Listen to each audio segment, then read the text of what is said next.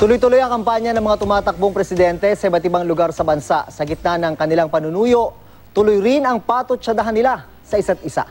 Balitang hatid ni Dano Tingkungko.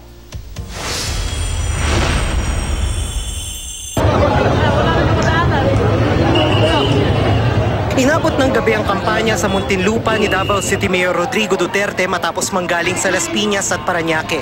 Humarap din siya sa pagtitipon ng travel agency sa Pasay. Pinabulaanan niya ang pasaring ni Vice President Jejo Marbinay na gumagamit siya ng extrajudicial killings kontra krimen.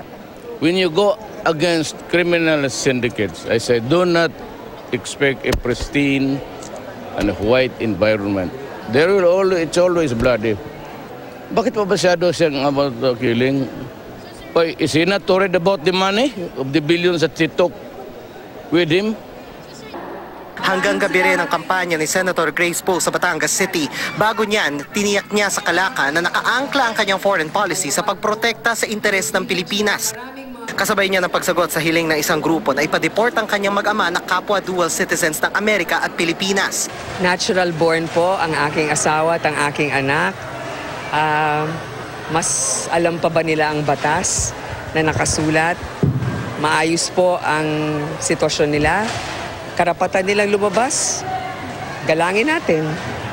Sa Mandaue, Cebu naman ang kampanya si Mar Rojas. Habang nasa Naga, Cebu, sinagot niya ang banat ni Duterte tungkol sa mga bagong bago ng MRT na walang makina. Kamakailan lang namata ang sumasalang na sa testra ng mga bagong bagot. Walang makina, di ba nagtatrial na yung mga MRT na yan? Sa katandaan at saka siguro sa kahinaan ni Mayor Duterte, ang umaandar na lang sa kanya ay yung kanyang bibig. No?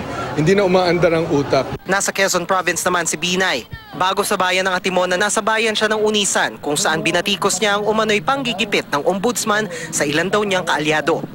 Malungkot na pinagdadaanan namin noon na pinagdadaanan pa rin namin itong buwisit na ombudsman. Marami pa rin kasama natin sa local government hindi makapagsabi ng kanilang kagustuhan sa pagsama sa kanilang kandidato dahil sa talagang winawalang niya.